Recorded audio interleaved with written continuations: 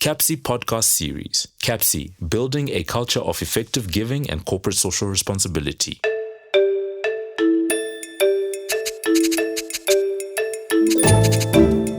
Hello everyone, welcome to the CAPSI podcast series, Building a Culture for Effective Giving and Corporate Social Responsibility.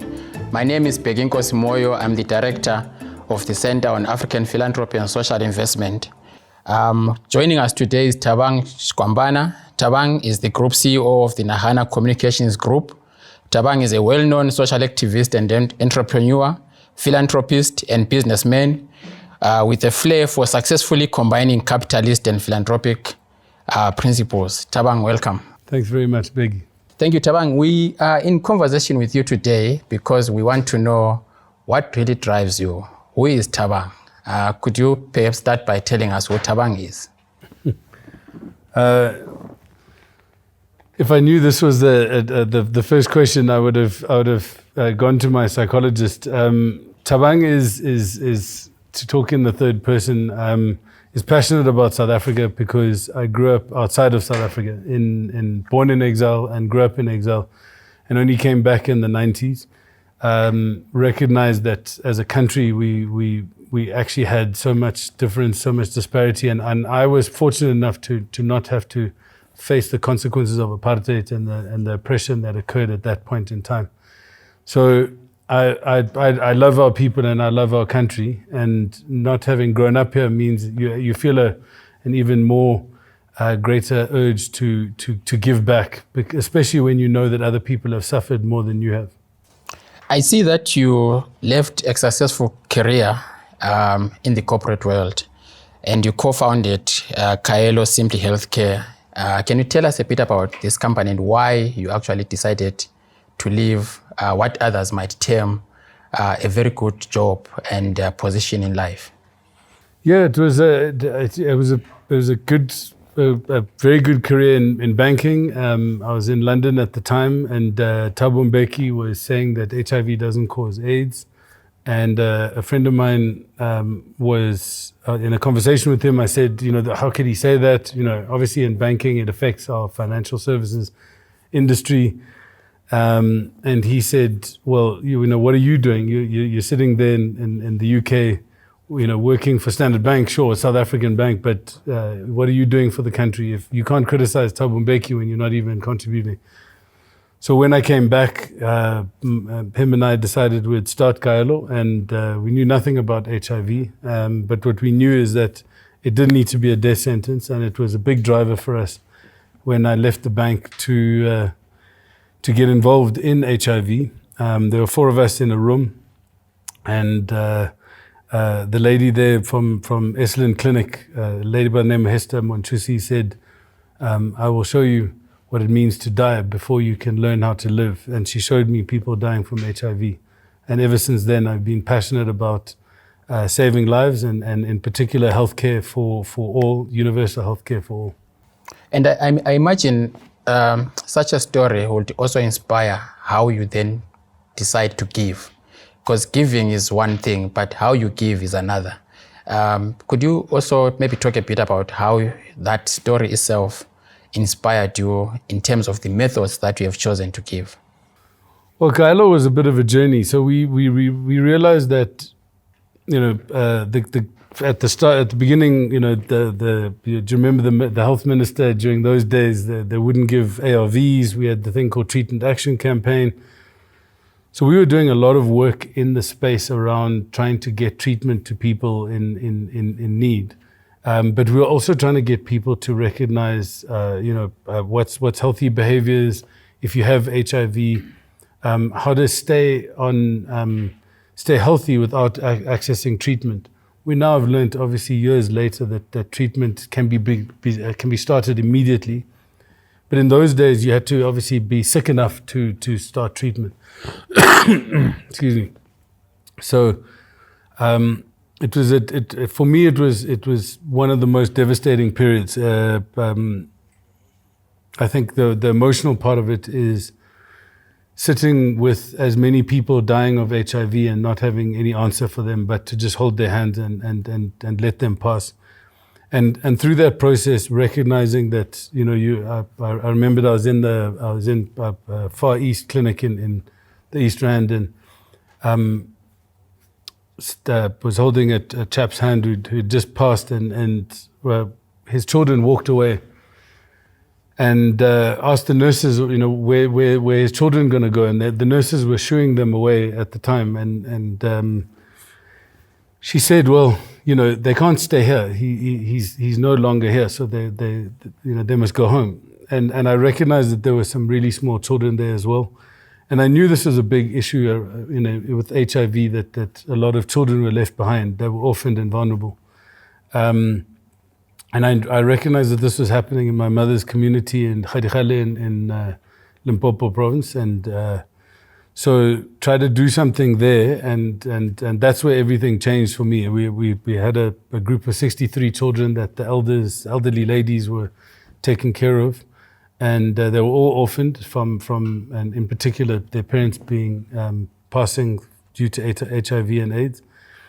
And I met this little girl, Sillo, and she was a 22-month-old baby with a plate of chicken feet and pap, and the ladies told me she needs to learn how to take care of herself, and that broke me. That was the beginning of my philanthropic journey, because people think giving is philanthropy, but philanthropy is when the inside of your heart gets torn apart, and you recognize what giving really means. You have to give from the innermost part of your soul, and then you've become a true philanthropist. Yeah, just before we came on set, I was saying, when I read your story around leaving your corporate job and cycling all the way, I knew there was a story behind. And philanthropy usually starts at home.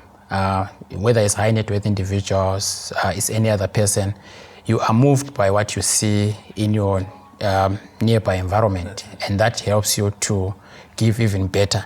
But I'm also equally interested in how you combine philanthropy and capitalism.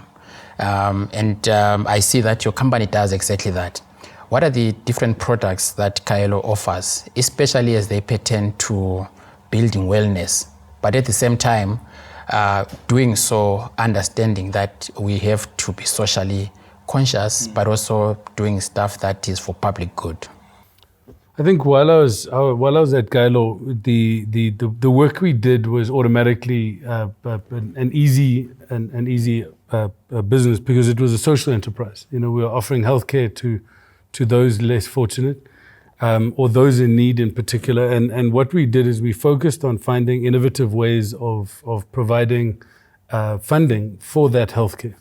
So we looked at those who are employed, and we had a philosophy which says, if you keep people alive and productive, their earning income will allow many more mouths to be able to be fed. So our principle was that we looked at everything from training. So there was training budgets with skills development levies, through the BEE Act. There was the group risk, which was an insurance product. And what we did is we approached the insurer to say, if we could keep the number of deaths down, would you fund part of the program? And then the other one was actually funding, going straight to the company and saying, if you keep people alive and productive, replacing them doesn't have a high cost. And there was a very, very direct cost to people either being sick or dying in the workplace. Thanks. And that really talks to the need for philanthropy to also take into account the pressing issues of the day. And education is actually one of them. But I'm also interested in the Aluwami Foundation, which was formerly the Lonely Road Foundation. Can you take us through the emergence of the Lonely Road Foundation and its evolution to Aluwami? So, interesting enough, that's where Sillo's the beginning of it all, and the 63 kids. Kaelo introduced me to the space in HIV and AIDS, and then into chronic disease of lifestyle, and actually the impact of healthcare on our people. It's a devastating thing that our people are not able to access healthcare and decent healthcare, especially through the public healthcare system. So going back to my mother's community, which is a rural community, no running water, no electricity at the time, and seeing these 63 kids that the elders were taking care of, that's where everything started. And realizing that children, a 22-month-old baby needs to learn how to take care of herself, devastated me, because I didn't believe I wanted to live in a country where 22-month-old babies should take care of themselves. And so that's why I got on the road. I asked the big guys. From banking, I had many connections. I went in and spoke to a lot of the wealthy, the oligarchs as they're called now. They said they'll call me back. I still haven't had a call back yet. And so I knew that I wasn't offering any solution though. And I don't blame them really. I was saying, hey, give me money and I'll do something about this. But in reality, I didn't have a solution in mind. And so I decided, let me get on a bike and cycle to Kilimanjaro alone and unsupported, which is a symbolic journey of the life of orphans and vulnerable children. The symbolic journey of Silo's life, because she would have to go through her childhood alone and unsupported. And at the end of that, she'd be expected to contribute to society equally as all of us who have had parents to guide us, who've had even the basics of food on a daily basis and being able to go to school. And society expects these children then to be normal and contribute positively. And that's why there's a mountain to climb. And the mountain is our society, is who we are as people, with how we treat our own orphans and vulnerable children at the end of their childhood.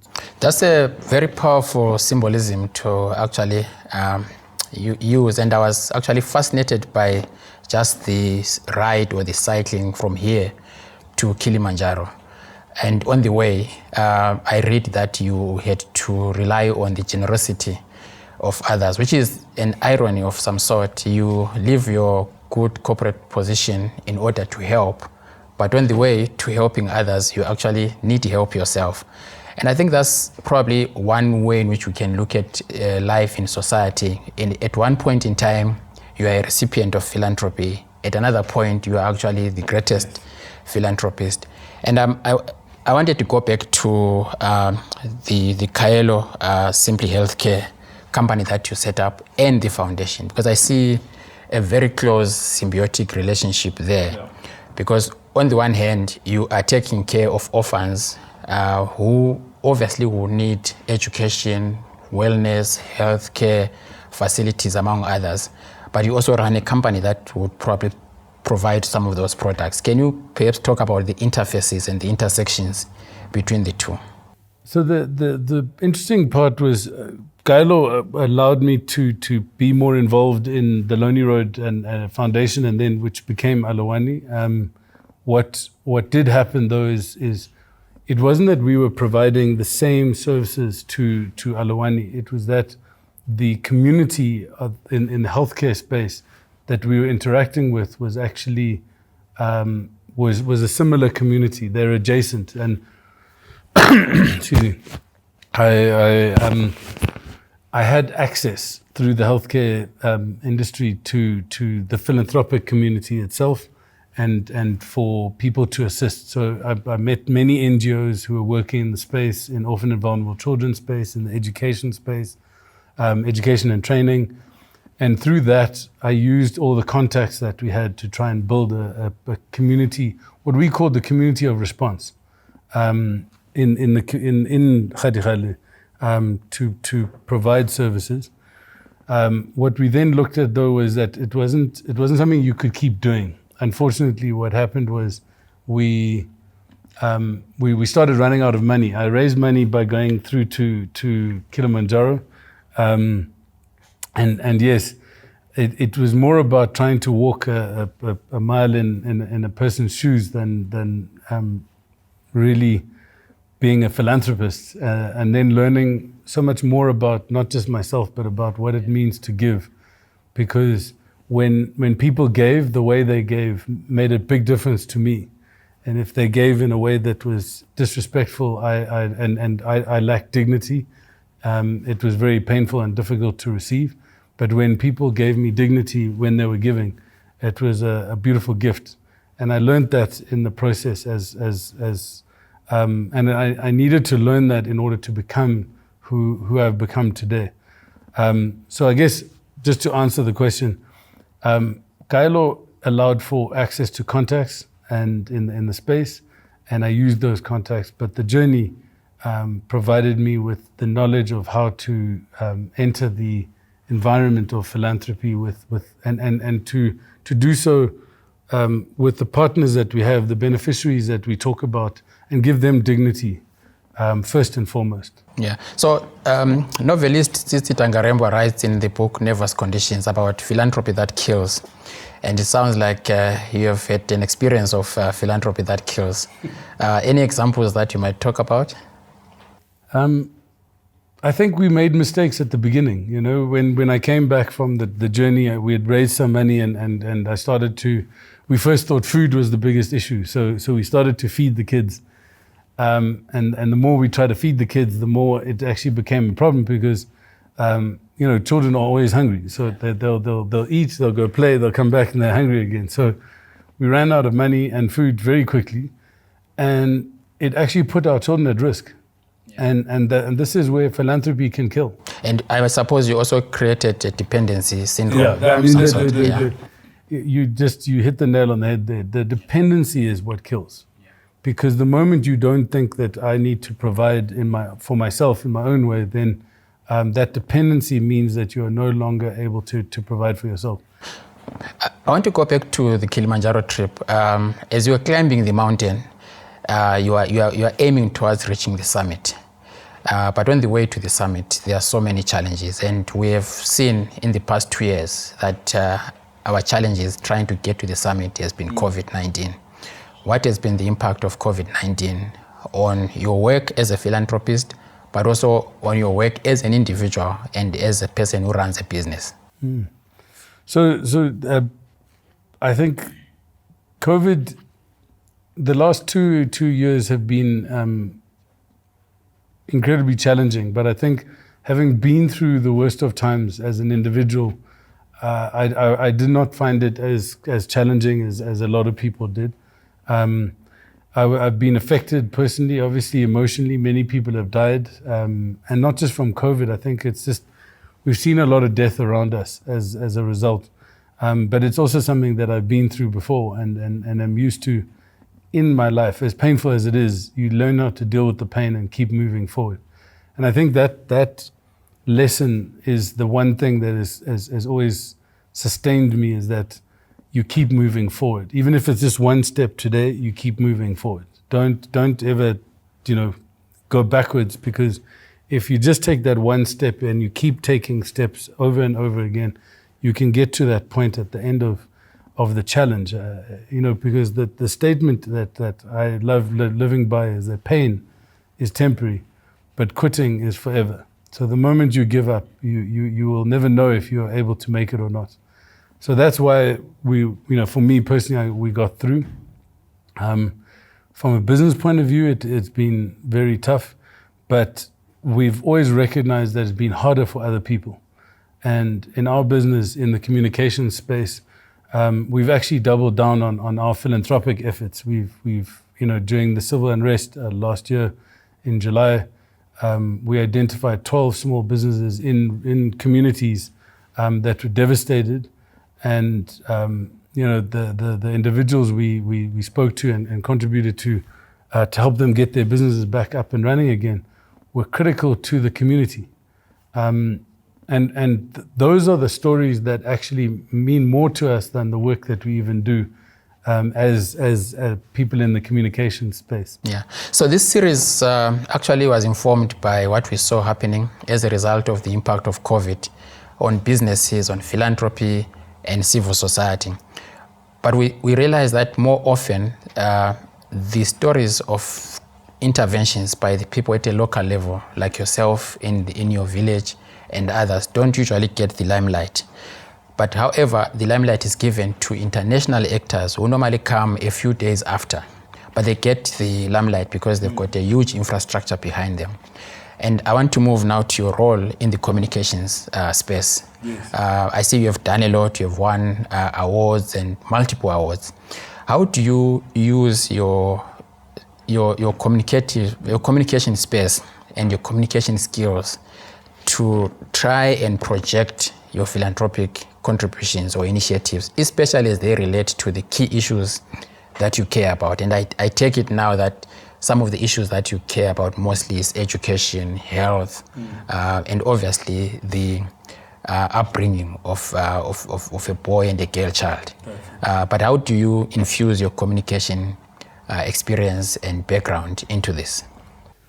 So it's a challenging question because it's often not as simple as just saying this is how it's done.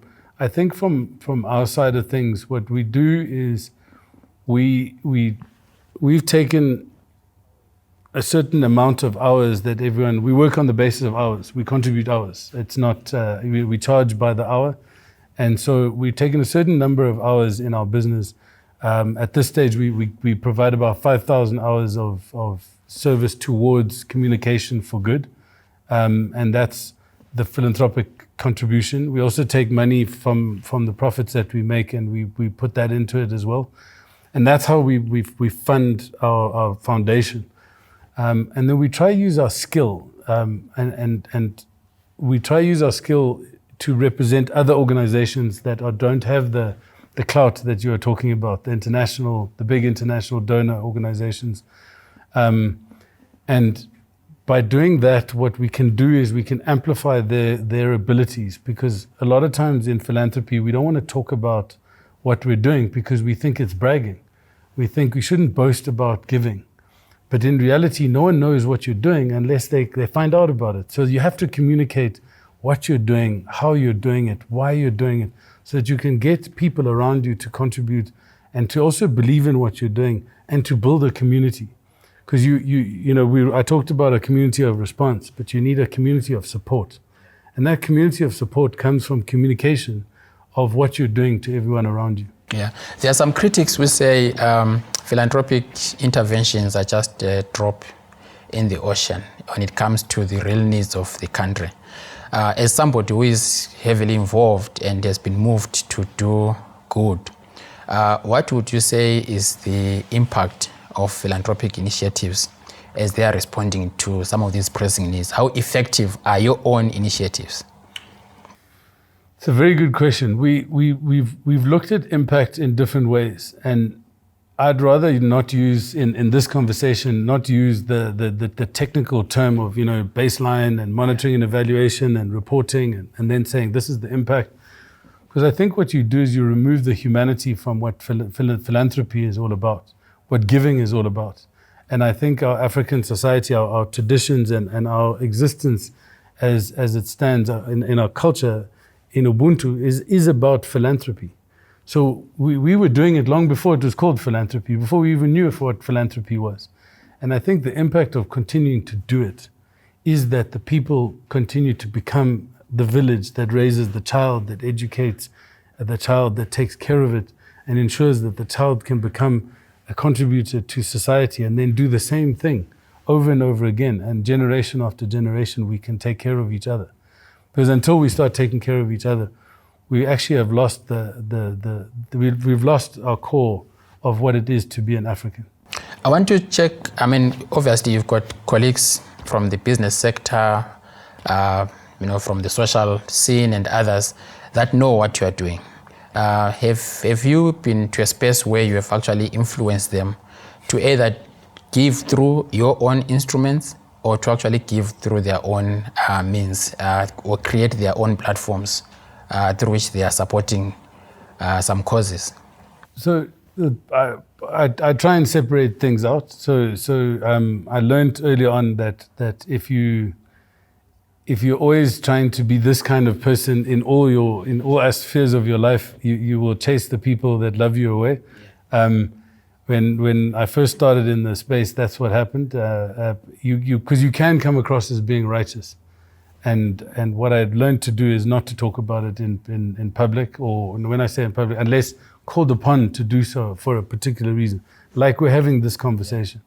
But no, I don't talk about it, and I don't engage my own family to say you must do these things. They either see me do it and they are inspired to do it themselves, or not. But every person has a choice, and that's their choice, obviously.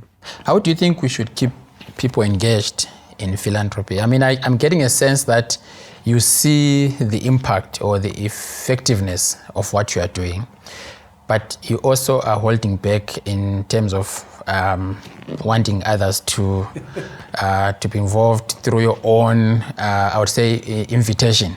But we need to keep people engaged. How do we keep people engaged, either through our own platforms or other forms? Because definitely there's a role that philanthropy ought to play in society. And these platforms like Kisima and CAPSI, that what you're doing now is exactly the kind of platforms that help us tell the stories. But the way the stories actually really get told are when people can see that the joy that you live life with. Because for me, I live in joy. I'm blessed all around. And if people can see that, they can see it because they know that that's the kind of person I am. And if they know why it is that I live in joy, it's because I'm able to be in a space where I can give freely, I can give from the bottom of my heart, and I can offer as much as I can to society and hope that I can make a difference. And if people want to live with that in their lives, then that's their choice. So I don't hold back in the sense of trying to tell people to do it because I think then I'm being righteous. I think I invite people to want to enjoy life as I do, in the way that I get blessed by being able to do what I do. Yeah. So maybe as we get closer to wrapping up the conversation, maybe we go back to where we started. You said you grew outside the country, you were influenced by your upbringing, and that led you into choosing how you want to give, where you want to give. But also there's a sense that there's a strong community-oriented approach to what you are doing. So back to the village where your efforts are geared towards. What is the involvement of the community there? Let me put it differently. Community philanthropy is about not just money, it's about other forms of resources. It could be time, it could be resources that we cannot monetize. Yeah. And obviously for an initiative like yours to succeed, the community has to have a buy-in in one form or the other. Maybe take us through how the community there and these various resources and assets are utilized to sustain this initiative, even beyond Thabang, right? Because Thabang is doing it now, but everything we do is driven by the community. We ask for permission to come into the community. Each of the villages, we are given permission to enter the village, to set up, to train members of the community who are willing to be trained as caregivers. Some are trained as early childhood development practitioners. Some are trained as caregivers. Some are trained in other forms of as carers, and some are trained in administration. And so the entire program is community driven. We have all of 2 employees in Alowani, so our costs are minimal, and everything we do is driven out of the community. Yeah. So if the high net worth individuals or the corporate gurus, as we call them in the beginning, were listening or are going to listen to this series, how would you want them to be engaged? You approached them in the beginning and you said maybe then you did not have a solution. Now you do have a solution. How would you want them to be engaged? Well, I think many of them have actually started their own funds and foundations, to be honest. I'd appeal to them to look at their foundations and focus very much on the upliftment of the individuals as partners, not as beneficiaries. So a lot of times in philanthropy, what happens is we focus on what we're giving, not on who's receiving it, and then on the relationship between the giving and the receiving. And what I'd ask them to do is to consider who they're talking to and who they're engaging, and to truly understand what the needs of the beneficiaries are, and to rather partner with them to actually do more in the philanthropic giving that they're engaging in now. To corporates, on the other hand, what I do say is often what when you have a skill, your skill, when you contribute that skill, was worth more than when you just come and carry a bag of food. And so I'm not saying don't carry the bag of food when you're doing a food drive. I'm saying if you're a doctor, come bring your medical skills. If you're in the communication space like we are, then we help communicate what other people are doing and help tell stories about need that occurs. During the KZN floods, we upscaled all of our communications to ensure that people understood where they could be directing their support.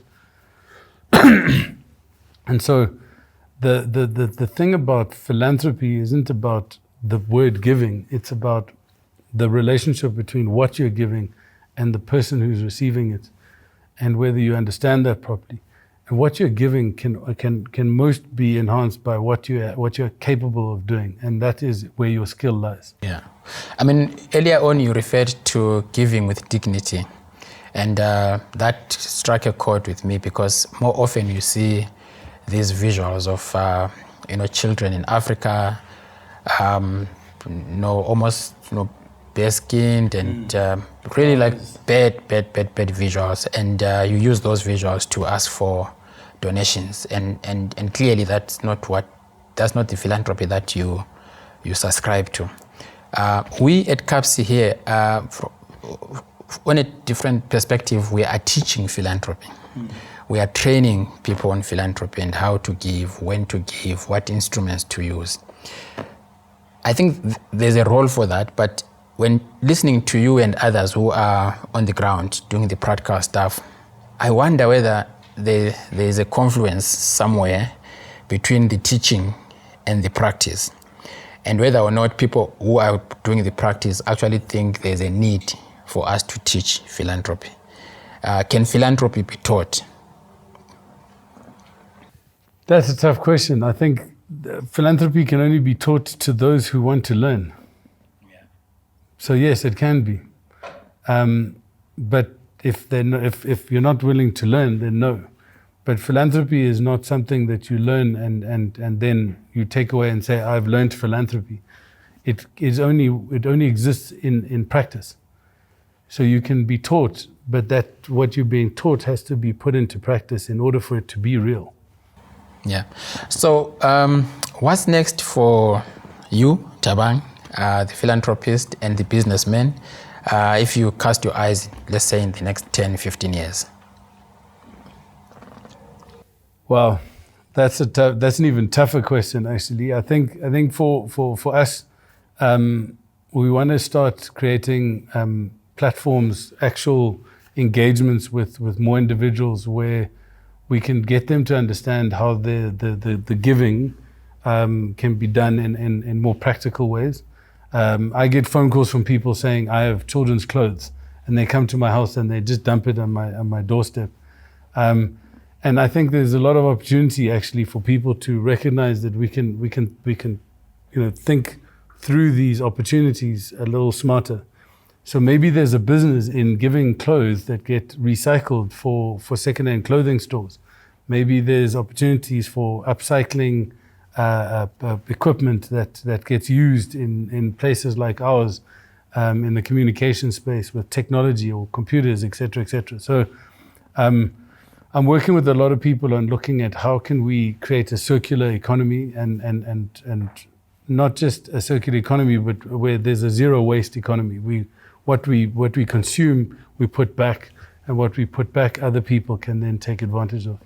Great. I mean, essentially what we are saying is that we shouldn't look at philanthropy only as a donations game, but we should recognize that philanthropy emerges out of the private sector. If you really look at some of the biggest philanthropies globally and here, they run big businesses. The issue is how to make sure that your business is contributing towards social justice issues. Maybe my last segment here before we close, I realized that in 2020, you were recognized as one of the top 100 creative leaders in the world. In fact, you were only one of 2 people in Africa right? And you used that opportunity to promote your foundation and the focus on NAHANA Group in a way to impact positively on society. Maybe there are one or two things that you want to share with us on how you used that particular moment, especially during the time of a pandemic. It's a good. It was difficult because to be, globally recognized, as in the top 100 honoree roll, and then to be in the midst of a pandemic. We were in the tight lockdown at the time, and most of our sponsors, our funders, actually pulled back because they were suffering and struggling in their own ways. So what we did is we used the opportunity to get on mostly online and to actually run projects with communities that didn't have access to, especially internet and online services. So we all shifted into a digital economy in order to keep the economy going in lockdown, but a lot of people didn't. So we used our facilities and our links to people to provide communities, especially our children, with access, online access in particular, so they can continue education and develop themselves. We didn't make a lot of headway there. I must say we weren't very successful, but one of the things that it did do is it highlighted the disparities in our society, that we could move into a digital economy very easily as people with privilege, but those who didn't have privilege were the ones who suffered the most.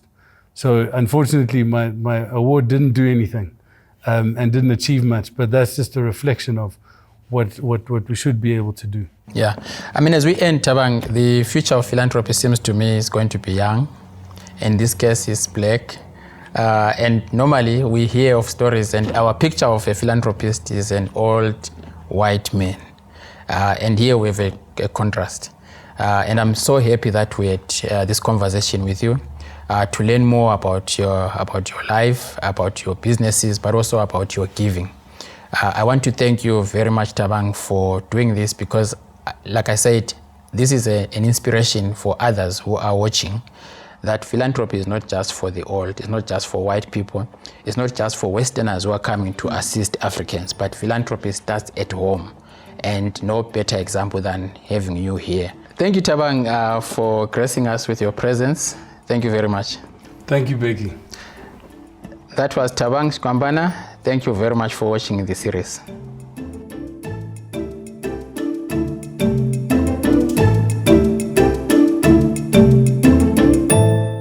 You've been listening to the CAPSI podcast series, talking all things philanthropy.